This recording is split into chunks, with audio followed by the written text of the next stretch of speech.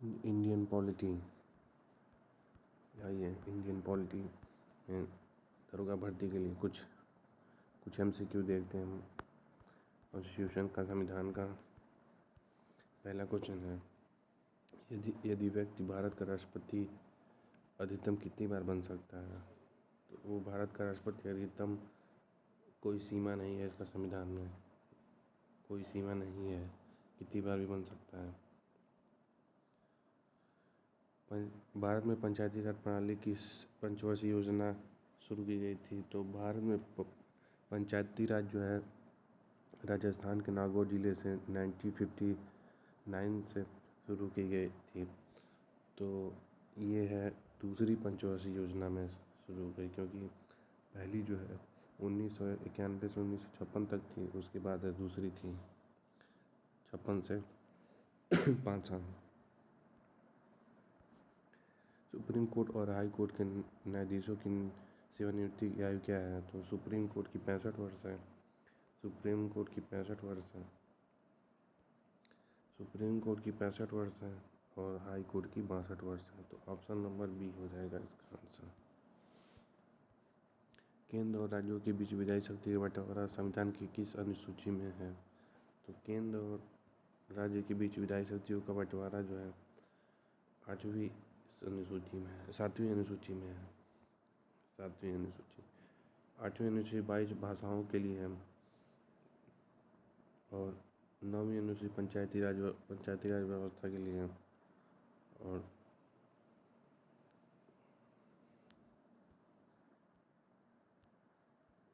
44वें संविधान संशोधन के बाद मौलिक अधिकार हटा गया था। तो संपत्ति का अधिकार हटा दिया गया था। संपत्ति का अधिकार 9(1) में था, इसको हटा के 300 में कर दिया गया है 44वें संविधान संशोधन द्वारा।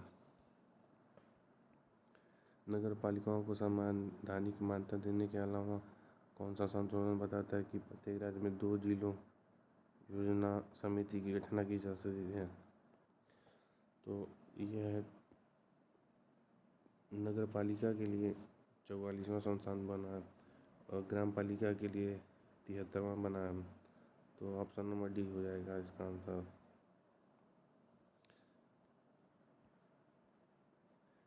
निम्नलिखित अनुच्छेदों में से कौन सा भारत के बाहर रहने वाले भारतीय मूल के लोगों की नागरिकता के अधिकार से संबंधित है? तो भारत के बाहर रहने वाले लोगों के लिए अनुच्छेद 8 में किया गया है।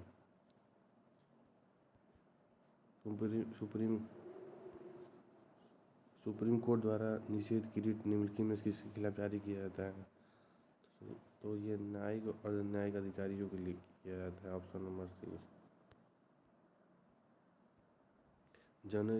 जनवरी 2009 के संशोधन के अनुसार भारत के मुख्य न्यायाधीश का वेतन क्या है? तो भारत के मुख्य न्यायाधीश का वेतन जो था 1 लाख रुपए था। Option number A.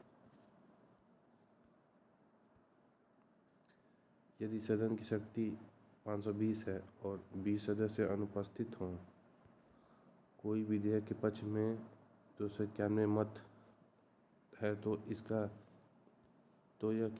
उदाहरण है। विधेयक साधारण बहुमत से पारित हो जाएगा, विधेयक प्रभावी बहुमत से पारित हो जाएगा, विधेयक पूर्ण बहुमत से पारित हो जाएगा, या इनमें से कोई नहीं। तो विधेयक जो है साधारण बहुमत से पारित हो जाएगा। 520 थे, 20% में 500 बचे हैं। 500 में 251 पाएंगे तो बहुमत मिल जाएगा, साधारण बहुमत है। कैबिनेट प्रणाली के बारे में कौन सा कथन गलत है? कैबिनेट प्रणाली में कार्रवाई गुप्त रखी जाती है, सही है। प्रधानमंत्री कैबिनेट की अध्यक्षता करता है, ये भी सही है। कैबिनेट के सदस्यों को प्रधानमंत्री द्वारा नियुक्त किया था, ये भी सही है। हमारे संविधान द्वारा आंतरिक नए संविधान में नहीं, इसका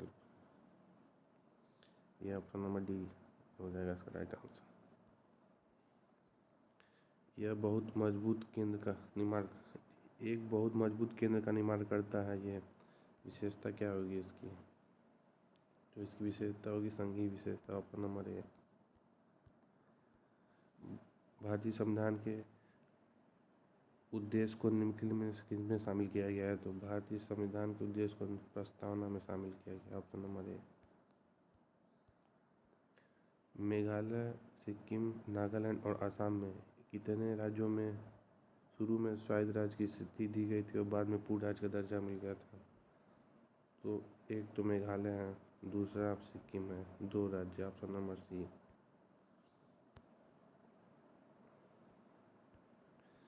बच्चों के निःशुल्क और अनिवार्य शिक्षा विधेयक 2008 का अधिकार संसद द्वारा पारित किया गया, जो कि समाज के कमजोर वर्गों के लिए निजी स्कूलों में सीटों का कितना हिस्सा आरक्षण करना चाहते हैं? तो सीटों का कितना हिस्सा आरक्षण करना चाहते हैं? इसका 25%। Option number B 25%। निःशुल्क शिक्षा अनिवार्य विधेयक 2008 द्वारा निम्नलिखित किस अधिकार क्षेत्र के तहत भारत के सर्वोच्च न्यायालय भारत के राष्ट्रपति द्वारा संदर्भित मामलों में अपना राय देने के लिए कर्तव्य है?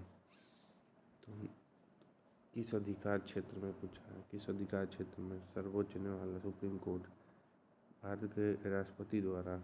तो ये सलाहकार क्षेत्राधिकार होगा ये। ऑप्शन नंबर सी। 11वां मौलिक कर्तव्य कौन से विधेयक संशोधन के बाद जोड़ा गया है? तो 11वां मौलिक कर्तव्य जो है, जो 86वें संविधान संशोधन, ये जो है 2002 में हुआ था। 46वें 11 मौलिक कर्तव्य जोड़े गए थे।